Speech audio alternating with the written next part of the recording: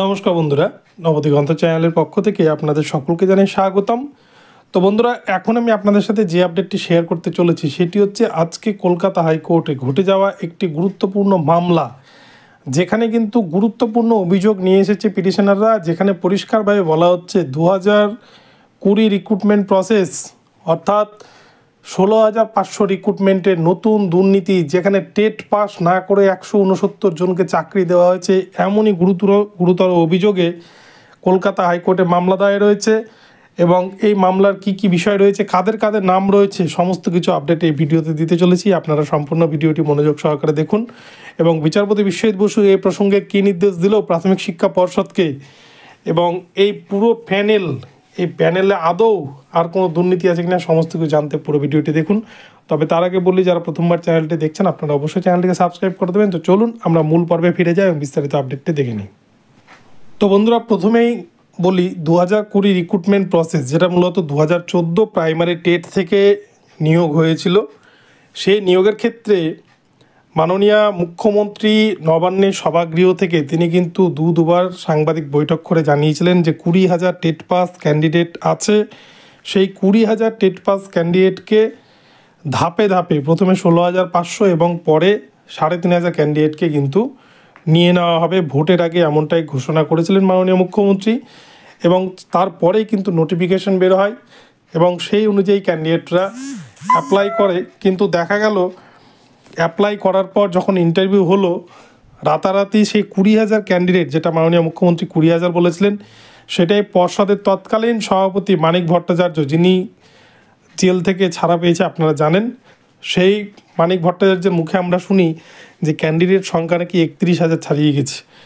তো সেই 31,000 ক্যান্ডিডেট, তার মধ্যে থেকে দেখা যাচ্ছে যে 16,500 রিক্রুটমেন্ট হবে, কিন্তু আদতে 16,500 কিন্তু রিক্রুটমেন্ট হয়নি। আমরা সেটা নিয়ে দেখিয়েছি, আমরা এর আগে 12,000 বা 12,500 মতো রিক্রুটমেন্ট হয়েছে, যেটা কিন্তু আরটিআই ভ্যাকান্সিতে ফাঁকা থেকে যায়, যেটা আরটিআই মারফত বেরিয়ে আসে 3929 ভ্যাকান্সি।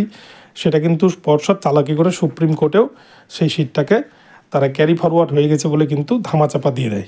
তো আপনারা পুরো বিষয়টি বুঝতে পারছেন। তো এই 16,500 রিক্রুটমেন্টে দেখা গেছে বহু প্রাইমারি টেট পাস ক্যান্ডিডেট যাদের মেধা ছিল তারা চাকরি পায়নি, অথচ টেট পাসই করেনি বা অ্যাপ্লাই করেনি এরকম ক্যান্ডিডেট 169 জনকে চাকরি দেওয়া হয়েছে, এমনই গুরুতর অভিযোগ আনা হয়েছে কলকাতা হাইকোর্টে।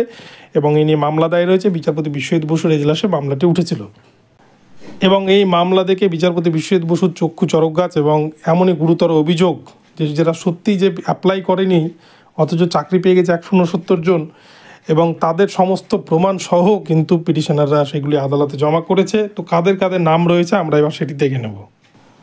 তো দেখুন বন্ধুরা, এখানে কিন্তু রয়েছে সেই ক্যান্ডিডেটদের নাম, যেখানে দেখতে পাচ্ছেন বর্ণালী মল্লিক, অপূর্ব মণ্ডল, এমডি আনোয়ার হোসেন, এমডি নাজিম আক্তার, সুজিত দাস, অভিজিৎ দত্ত, হাবিবুর রহমান, এরকম কিন্তু 169 জন ক্যান্ডিডেটের নামের তালিকা জমা করা হয়েছে আদালতে।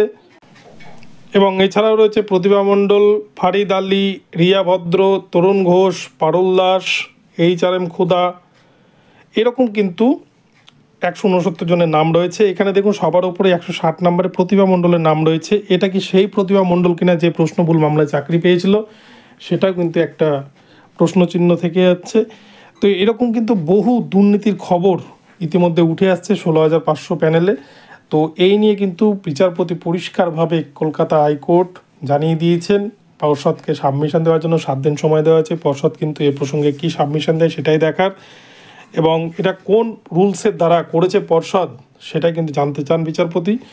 তো যদি সঠিকভাবে সঠিক জবাব না দিতে পারে পর্ষদ, তাহলে কিন্তু এই 169 জনের চাকরি কিন্তু আগামীতে হারাতে চলেছে। তো এছাড়াও আরও কার কার নামের লিস্ট রয়েছে আমরা সেটা দেখে নেব।